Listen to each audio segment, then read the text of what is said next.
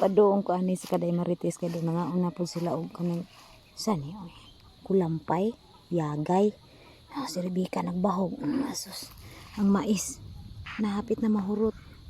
Baho baya niya wan kuramos ra dara.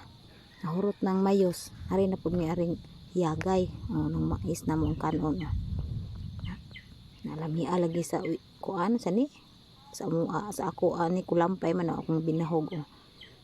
Si Rebecca bahog sad. Ay kulampay ay. Or iyagay ni pagkalami na kaon maayo kay tamis kayo gisa ni Day Marites. Salamat ani Day Marites sa imuhang pagkuanday.